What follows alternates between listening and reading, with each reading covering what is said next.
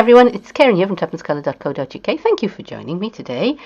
Today I'm sharing this card, which is a version of one that I made for a blog hop challenge that I'm part of. So the way it works is that we're all a group of Stampin' Up demonstrators who all share the same upline, who is Sam Donald, who is known as Pootles. So we are the Pootlers. And we take it in turns to choose a sketch, and we all produce something that follows that sketch. So this is the sketch that we were set for the current challenge, and it was set by Anya, and this is my version of it. So there's a couple of things on here that I think I'd like to show you how I did, so stick with me and I'll talk you through it.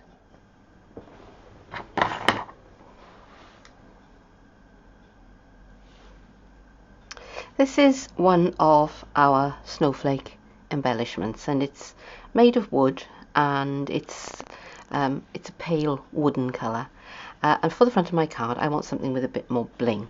So what I am going to do, I have here my Whisper White craft stamping pad, and I've got another ink pad here, and I'm going to press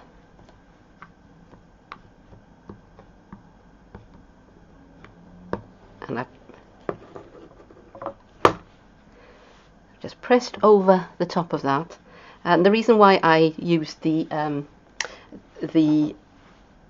ink pad, can't think today, was so that I've got an even pressure onto the snowflake. So when I take that away, right, that's now covered in white, and actually it could do with a bit more. So this time I'm going to press it down with my fingers because I want that to be well covered with the white craft ink. There we go. So let's have a look at that. I think the ink pad could probably do with a bit of re-inking. Yeah, nearly just that one corner there. And I'm being super fussy about this. There we are. So that's now nice and bright white. Can you see? I wanted to have a bit of bling and sparkle, so I've got some iridescent ice Stampin' Emboss powder, and I'm going to drop it into there. I've used I've just decanted it into this little plastic box which I got from the supermarket. I'm just fiddling around to find my pokey tool, which has promptly flown out of my hand. I'm just making sure that that is well covered with the embossing powder, and bring that out. Can you now see? That's a bit sparkly. So now I'm going to heat it, and this is where it's probably going to get a bit noisy, so I'm probably going to turn the sound off and fast forward a bit, and just put the top back onto the embossing powder, because if I don't, you can guarantee that I will knock it over and I will not be happy. So I'm going to hold this in place with my pokey tool, and I'm going to heat it. There we go. I think that's cooked. This is just a cheap chopping board that I keep for crafting purposes, and that one's done. And I've already done 2 small ones, so they're now ready to go onto the front of my card. I've cut the word jolly using the Christmas messages Thinlits dies, and I've cut it out of some craft foam, which is sometimes called funky foam or fun foam, and I'm going to shrink this with my heat gun. And I'm going to be quite careful about it, because if you get it too close, you can actually shrivel this up and make a mess of it. And if that happens, do you know what? It's not the end of the world. You know, this stuff isn't expensive. Just cut another one. But I'm going to turn my heat gun on now, and it is quite a quiet one, but nevertheless, I'm probably going to turn the sound off. So see you in a minute.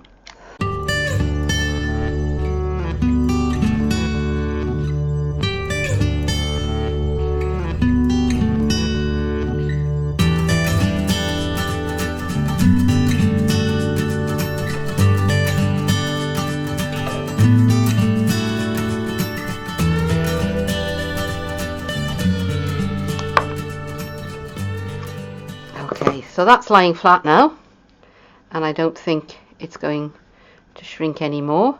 As you can see, it's reduced in size quite considerably, but I'm not finished yet. No. I've got my Versamark ink pad here, and I'm going to press my shrunken word down into it, and the same way as I did with the snowflakes, and make sure that it's well covered with Versamark.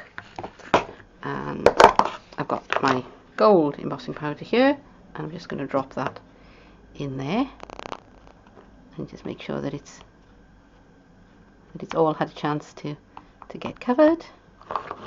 Put the top back on that, put that out the way, and oops, let's hold that out. And that is now, whoa, come here, doesn't want to play. That is now well covered in embossing powder. I want that the right way round. I think it's covered both sides, but we won't let that worry us. And it's back in with the jolly old heat gun. Oops, bumped the tripod, didn't want to do that. And here we go again. And there's my nice bright gold embellishment. I'll put that on one side until I need it for the front of my card. So for the front of my card, I have myself a piece of real red card, which I've cut to 4 inches by 5 3/4. A piece of our Home for Christmas DSP, which is 3 3/4 by 5 1/2.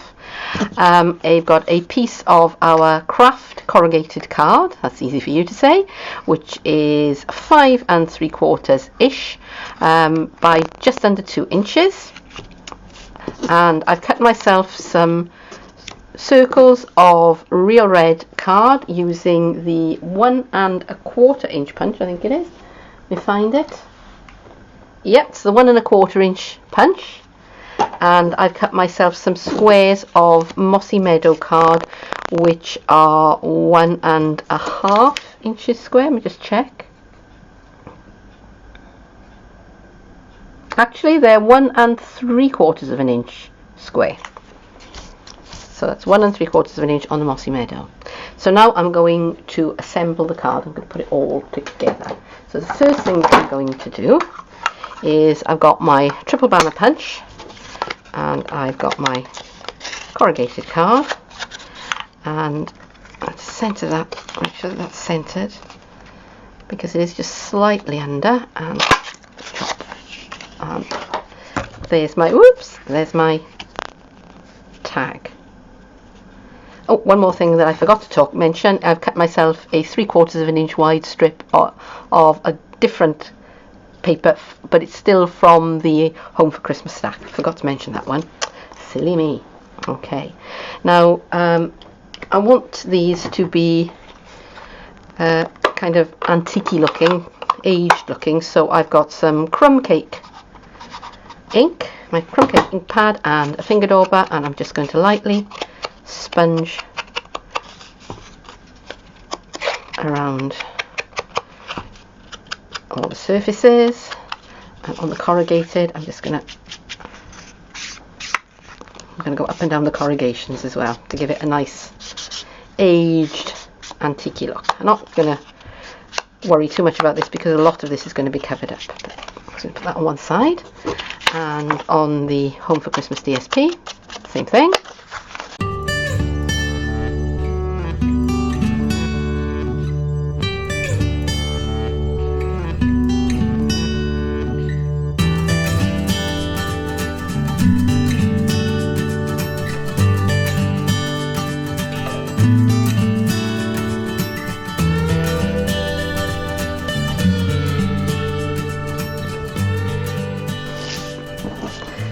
That's done all of those. So now it's time to assemble my card. So I've got my snail,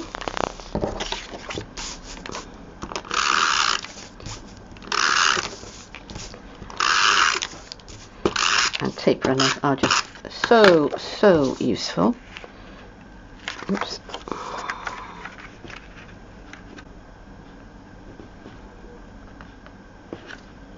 There we go.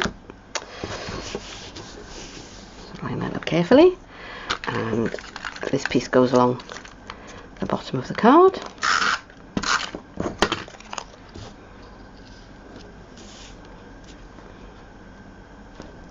As you can see, this is the full width of the card, and actually I've sort of overdone it a bit there, so I have to chop that bit off. There we go. Okay, there's my long piece, and I think actually for this I'm going to use a bit of fast fuse, because the craft card is quite heavy, and now the secret with fast fuse is a light touch, I have discovered. I'm going to line that up level with the top of the card. I'm going to try and get that straight before I push it down. There we go. And now I'm going to place my green cards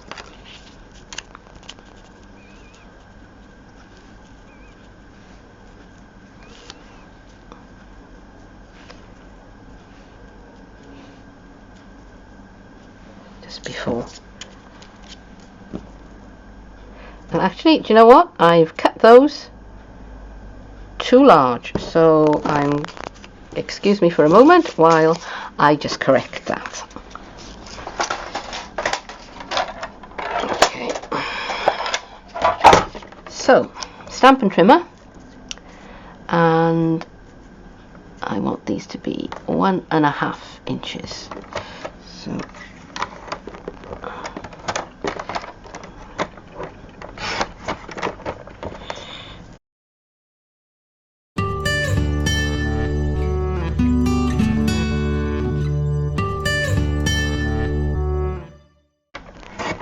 So luckily I cut them too big and not too small, because if they're too big you can always cut them down.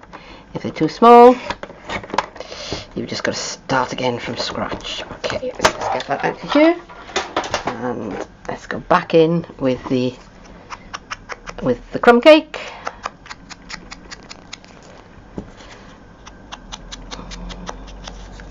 So you know, when I said cut them 1.5 inches square, 1 3/4 inches square, I meant cut them 1.5 inches square. Yep, that's what I meant. That's what I meant. All right. Okay, so now I'm going to layer these and kind of space them out roughly where I want them, and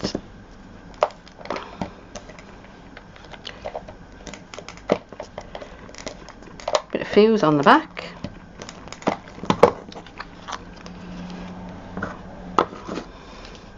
And I'm going to start with the middle one. I'm going to put the middle one in, because then I can assess where the others are going to be based on the position of the middle one. So that looks about right. Yeah, that will do. So I can put the other two pieces on, and again with a fast fuse.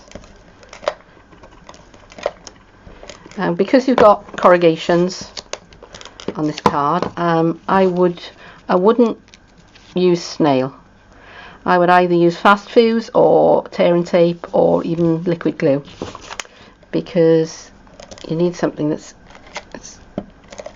going to want to stick. And snail just isn't strong enough. It's you know, it's a light glue.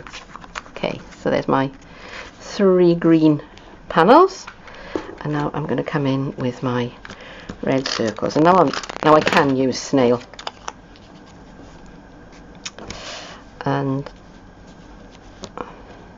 But again, do you know what?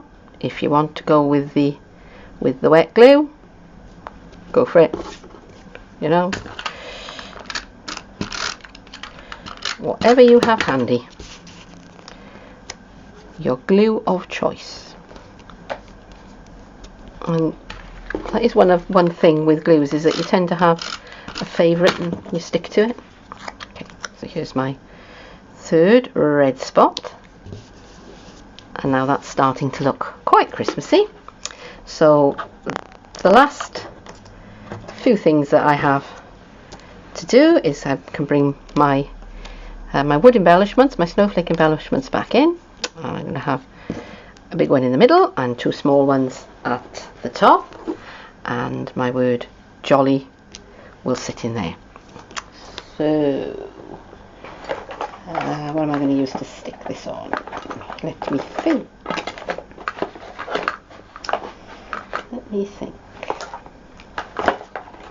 I think I'm going to go with the Tombow glue for this. And again, glue dots will work.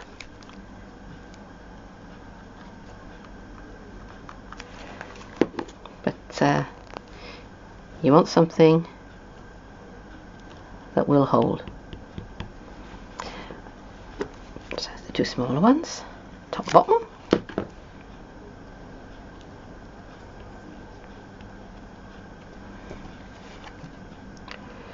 And my big one goes in the middle. I think I'm getting to the bottom of this bottle of Tombow glue, and I've had it nearly a year. I've been a Stampin' Up demonstrator nearly a year. Can you believe it? And it's been so much fun, and it has flown by.